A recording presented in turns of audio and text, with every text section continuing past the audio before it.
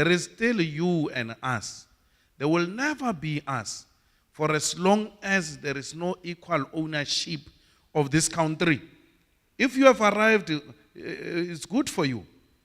It's good for you. Mr. Malema, you have presented contradictory views, actually. If I've listened to you, I've tried for the last bit. It just says, let's redistribute the land, but at the same time, let's get the best people on the job. It's not clear where you stand between those two issues. And what do you mean by us and you? And you do use the word you a lot.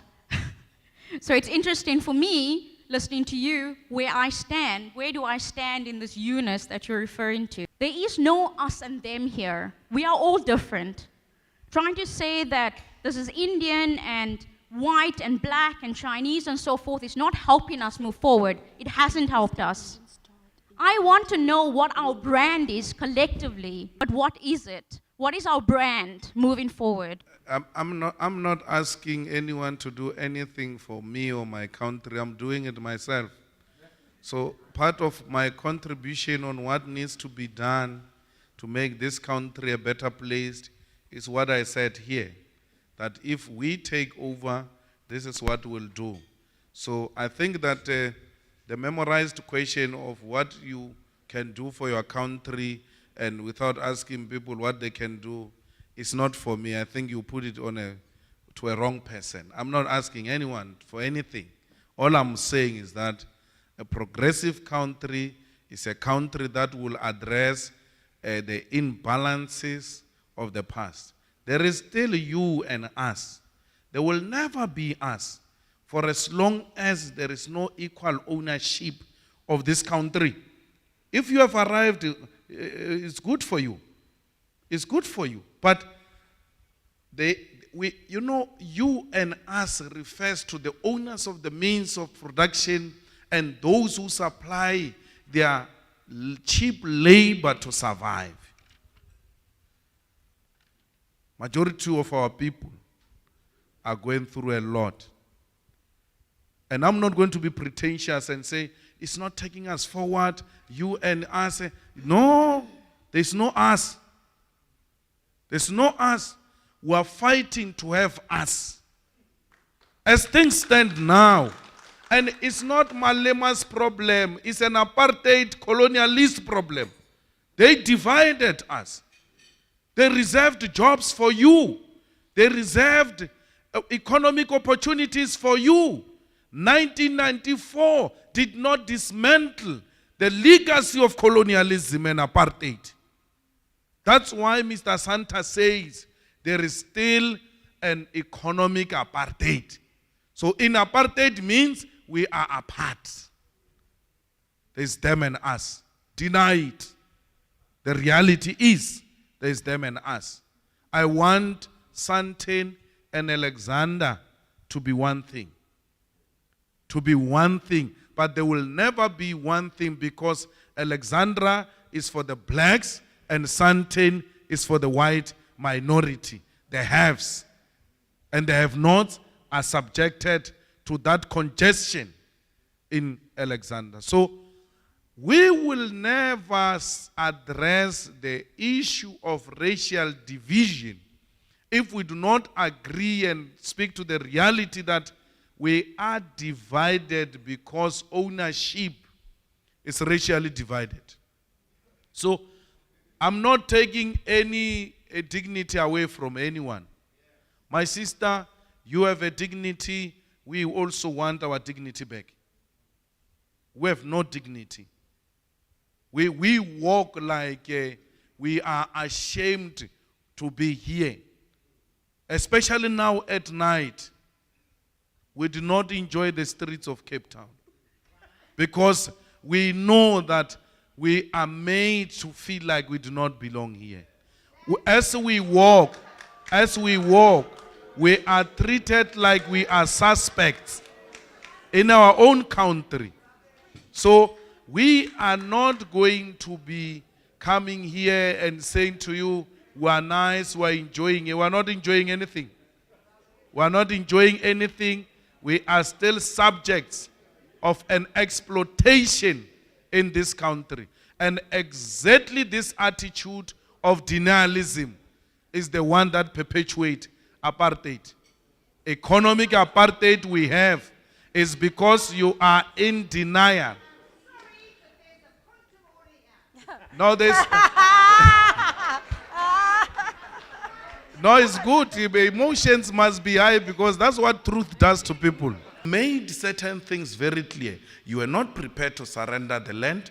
You are not prepared to surrender the economy. You told them you can have a black president, but you are not going to do anything with our property ownership. When the liberation started in South Africa, it was not about voting.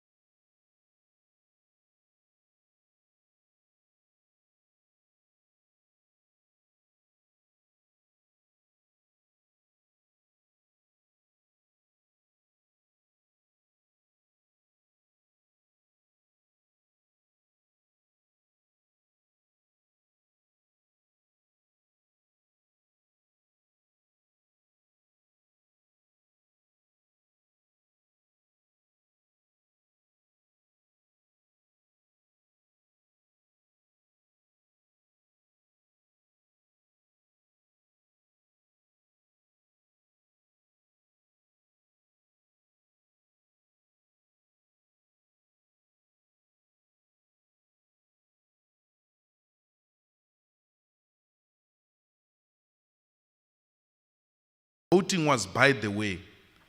The formation of liberation movements followed the wars of dispossession. And Africans realized that if we fight as small groups, we get defeated. We need to come together and fight together under a progressive body. Fight for what? For reclaiming of our land.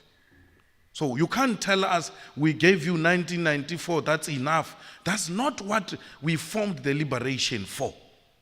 We formed the liberation to reclaim our land, to reclaim our wealth. The economy is the land. The economy is the mines and all mineral resources. The economy is the food. There is no food without the land. The economy is the banks, retail stores.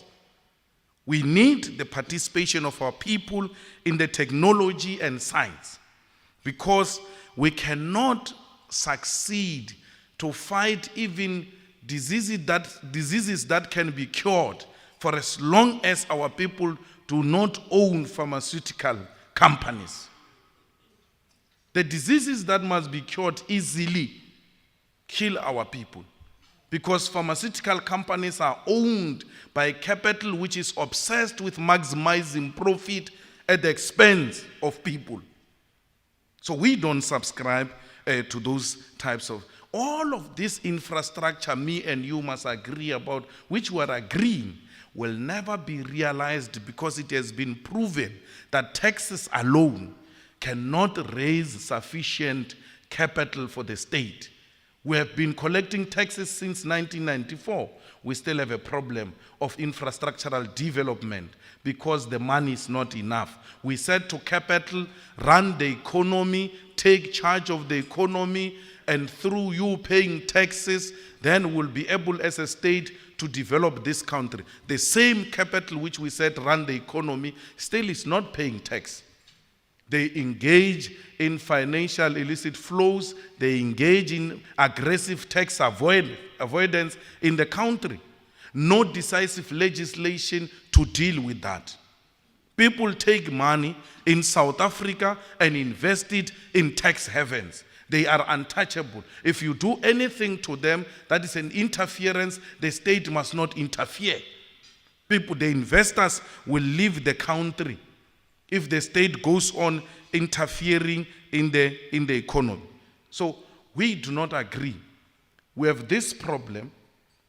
We have this problem we are having today of an inequality which is growing, which is racially based because of the economy which is in the hands of capital. The economy is not in the hands of the state as we speak now. It's in your hands. You are the ones who are owning strategic sectors of the economy. And therefore, if anything that is in the hands of private sector is so excellent and successful, why is Africa not successful? Because the economy of Africa is not in the hands of socialist state or communist state. It's private owned. If capitalism worked for America and Europe, capitalism has not worked for Africa.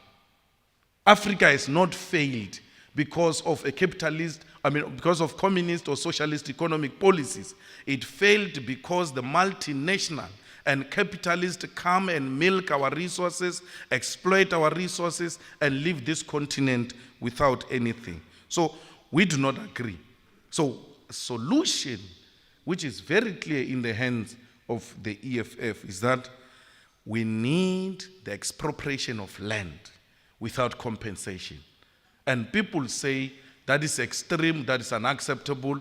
Land was taken through black genocide. We're not talking white genocide.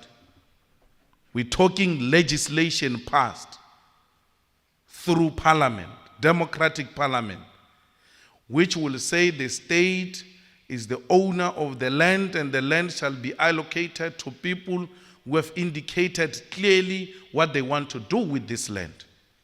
And whether what they want to do, it is in the public interest and purpose.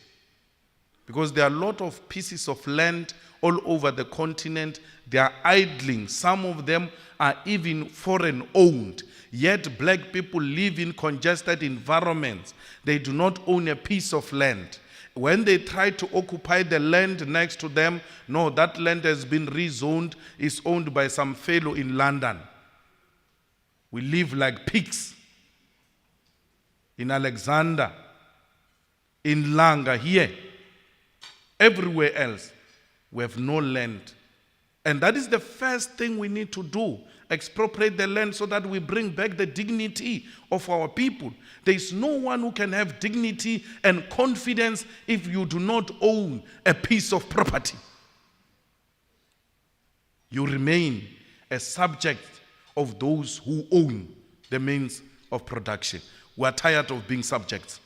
We want to own. So we are of a view that even the mines, the banks, must be in the state ownership. But what do you do in a South African economy where already these things are in the hands of capital? You must establish your own bank as a state. To compete the existing banks, you must establish your own state-owned mining company. You must establish your own pharmaceutical company. So and by doing that, we do not shut down private ownership. The private ownership must coexist with state ownership, but the state must be the owner and the controller of such strategic sectors of the economy. Somebody is going to shout from the back and say the state is incompetent, and everywhere else where the state is found,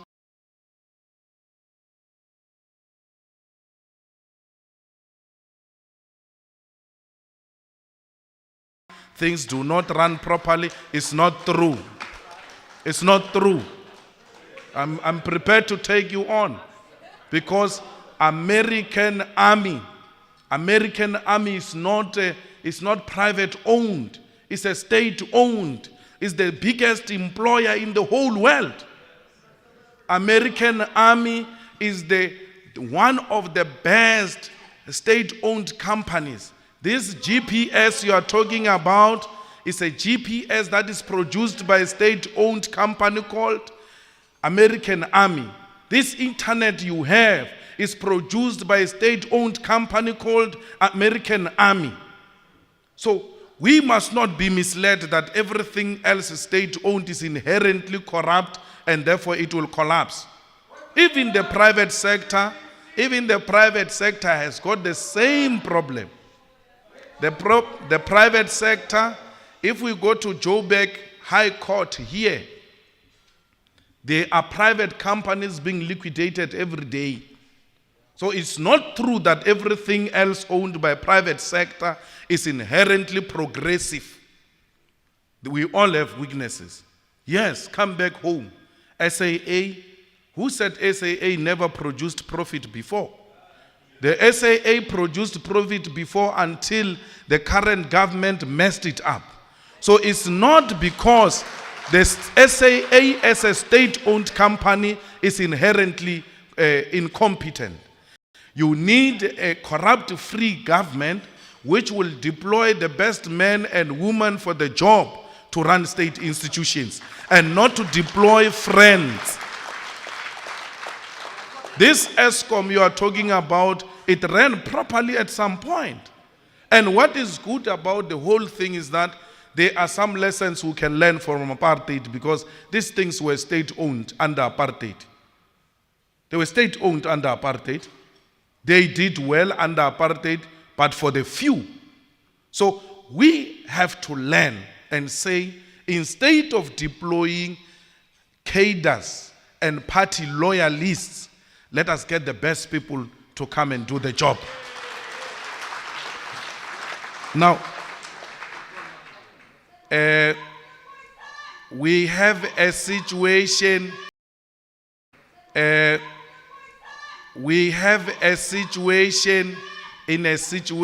a country where most of the state-run institutions did well before, and as a result of the current corrupt leadership, they are collapsing. They are collapsing, and therefore we must not say because there is an incapable leadership, state institutions will inherently not do well. I mean, we can give many examples. Singapore is one of the countries with state-owned enterprises which are contributing decisively to the economy. So we're saying here in South Africa, anything that is going to help us, it is a state intervention in partnership with private sector to run a successful economy. Anyway, as you were shouting at the back, I was not shocked because I don't raise comfortable things. I must touch the nerve. And I don't get easily shaken, whether by sober or half sober people. I have no problem at all. No one get to scare me. I express myself anywhere free, without any fear or any intention of begging relationships. I'm here to articulate the EFF policy. You like it or not, it doesn't matter. We are happy that the Cape Chamber invited us, not because we share anything, but because we can exchange ideas. What is going to make South Africa work? What is going to make South Africa work is platforms like this, where we sit together and exchange ideas, sometimes in a robust manner, because it is good for our democracy. We cannot just sit in our comfort zones and not talk to each other. We have to talk to one another. sometimes uncomfortable as it might be, it's a necessary discourse because it will build this country. That's Madiba's legacy, the ability to talk to those you even disagree with. That's where we come from, and we believe that with this type of intervention, South Africa will be a better place. We've noted all those international developments, and even when it was nice time internationally, we were still doing bad, not because of the global economy, but because of the policies which were agreed to during the sunset clauses. We need the sunrise clauses. Thank you.